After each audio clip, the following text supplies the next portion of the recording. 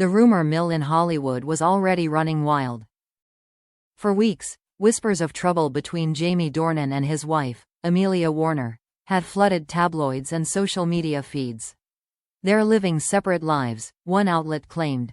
Another insisted, Amelia has stopped wearing her wedding ring. The stories grew bolder each day, painting pictures of heartbreak, distance, and silence. But then, in the middle of all the noise, came the photographs. Jamie Dornan and Dakota Johnson, seen together again, laughing, walking side by side through the streets of London as if the world wasn't watching. The internet exploded within hours. Daily Mail ran the headline, "Despite divorce rumors, Jamie Dornan reunites with Dakota Johnson for a day out." The accompanying photos showed them in casual clothes, Jamie in a dark jacket, Dakota in oversized sunglasses, sipping coffee at a small riverside cafe, both smiling like old friends who just found a moment of peace in a chaotic world. The timing couldn't have been more controversial. Amelia Warner had been noticeably absent from public events for weeks, and Jamie had attended his last premiere alone. So when those photos surfaced, the questions were inevitable. Was this an innocent reunion or something more? Eyewitnesses were quick to feed the frenzy. One source told The Sun, "They looked really happy, like they hadn't seen each other in a long time. They were laughing, touching arms, and completely relaxed. If you didn't know who they were, you'd think they were just two people in love enjoying the afternoon." That quote was all it took. Within hours, Jamie and Dakota were trending worldwide. Fans of 50 Shades of Grey flooded social media with nostalgic posts, sharing clips from old interviews and behind-the-scenes moments, writing comments like, "They've always had chemistry. Maybe it never really went away." But beneath the glitter of speculation lay a quieter truth, one that the cameras couldn't capture. Jamie had been going through a storm of his own. Those close to him said he'd been distant for months, juggling demanding film schedules, family pressures, and the suffocating weight of public scrutiny. "He's tired," a friend told People magazine. "He loves his family deeply, but he's been under enormous stress. Everything he does becomes a headline." And then, out of nowhere, Dakota called. It wasn't planned. She was in London promoting a new indie film, and after hearing about the rumors, she reached out with a simple message. "Hey, you okay?" Jamie didn't respond right away. But the next morning, he sent back, "Coffee?" That's how it started. Just two old friends meeting again. No PR teams, no red carpet, no filters. When they met, the conversation came easily. They talked about work, about life, about how strange fame had become since the days they'd spent together on set, when everything was simpler, when they could still walk down a street without someone snapping a photo. "Do you ever miss it?" Dakota asked as they walked along the Thames. Jamie smiled faintly. "Sometimes, but mostly I just miss not being a headline." She laughed, that same open, unguarded laugh that had made audiences fall in love with her years ago. "You'll always be one, Jamie. That's the curse of being unforgettable." He chuckled, shaking his head. "You sound like a journalist now." "I'm worse," she said. "I'm your friend." It wasn't romantic, not in the way tabloids liked to frame it. It was gentle, bittersweet. Two people who'd once shared an undeniable bond now finding comfort in familiarity. For a few stolen hours, they weren't Jamie Dornan the actor and Dakota Johnson the superstar. They were just two souls reconnecting over laughter, shared history, and quiet understanding. Still, to the outside world, the optics were irresistible. Paparazzi lenses caught every moment. The way Dakota leaned in to say something, how Jamie smiled back. A simple touch on his arm became a spark reignited. A glance became a secret message. That evening, as the photos began flooding the internet, headlines screamed of betrayal and rekindled romance. Fans dissected every detail, their body language, their smiles, even the color of Dakota's lipstick. Amelia Warner's name trended alongside theirs. The narrative was already written for her. The wronged wife, the woman left behind. But those who truly knew the trio said it wasn't that simple. They've all been through so much together, one insider said. Jamie and Amelia have always had a deep love, but Dakota will always be someone who understands a part of him no one else can. Their connection isn't about romance, it's about something that never quite fades. As the sun set over London that evening, Jamie and Dakota said their goodbyes quietly. There was no lingering touch, no dramatic scene, just a warm smile and a promise to stay in touch. But for Hollywood, that was more than enough to set the world on fire. While the world speculated about endings, the narrator's voice might have said if this were a film, two people simply shared a beginning, again. And as the cameras flashed and headlines spread, one question hung in the air like the last note of a love song.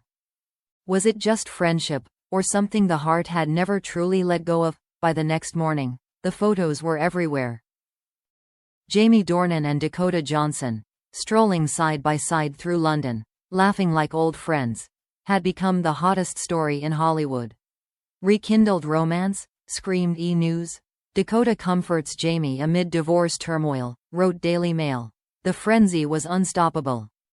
But while the world turned their reunion into a scandal, those who knew them best saw something entirely different.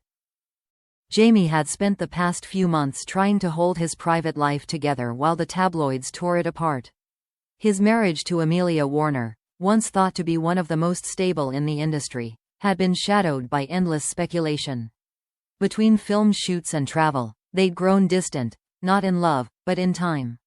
The pressure of fame, the constant intrusions, had slowly built invisible walls around them.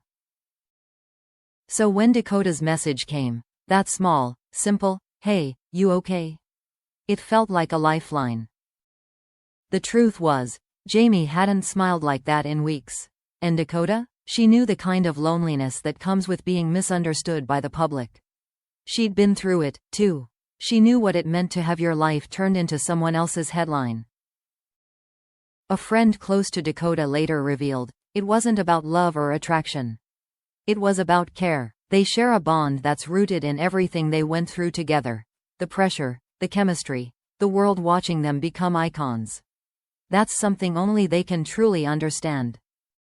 Still, the world wanted a different story. Paparazzi camped outside Jamie's house. Tabloids speculated about Amelia's reaction. Some fans accused Dakota of crossing a line. Others defended her fiercely, saying she was simply being there for a friend. Through it all, Dakota remained silent. No posts, no statements. She went about her days calmly, appearing at a few promotional events but refusing to address the rumors. Until one night, when she was stopped by a reporter outside a London theatre premiere. "Dakota, are you and Jamie Dornan seeing each other again?" someone shouted. She paused, smiled politely, and said, "Jamie's one of my closest friends. We've known each other for years. Sometimes people forget that friendship doesn't end just because headlines say it should." Her words were measured, but her tone carried a quiet sting, not at Jamie, but at the endless cycle of gossip that tried to turn something genuine into something dirty. A few days later, Jamie was seen leaving a restaurant in Notting Hill, and a journalist managed to ask him the same question. He didn't hesitate. "Dakota's been a part of my life for a long time," he said. "We went through something extraordinary together. We'll always have that bond. There's nothing scandalous about caring for someone who's been there for you." That quote made its way across the internet, cooling some of the fire. For the first time, the story began to shift. Commentators started to reflect on what it really meant. Two people reconnecting not out of romance, but out of shared history and empathy. Behind the scenes, Amelia Warner had also seen the photos. Sources close to her said she wasn't angry, only tired. "Amelia knows who Jamie is," a friend said. "She knows his heart, and she knows Dakota never wanted to hurt anyone. It's the world that turns kindness into chaos." Indeed, Amelia posted something quietly symbolic on her Instagram. A simple photo of a foggy morning sky with the caption, "Sometimes distance isn't the end, it's where love learns to breathe." The post was flooded with comments, many speculating about hidden meanings. But those closest to her said it was less about drama and more about perspective, a reminder that life, love, and forgiveness often coexist in silence. As the days passed, the storm began to fade.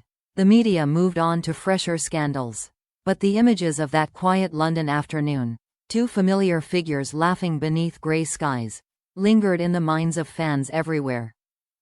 Weeks later, when Dakota was asked again about the encounter in an interview, she smiled softly and said, "Sometimes people walk back into your life not to start something new, but to remind you of what was real." That day wasn't about the past or the rumors. It was about friendship, honesty, and joy, things we could all use a little more of. Jamie, in his own quiet way, echoed her sentiment in a later podcast. "Dakota's one of the few people who's seen me at my best and my worst. That kind of connection doesn't vanish. It changes, but it never disappears." And perhaps that was the truth the world refused to see, that love, in all its forms, doesn't always fit into neat labels or dramatic endings. It can exist as friendship, as respect, as something gentle that survives even after the spotlight fades.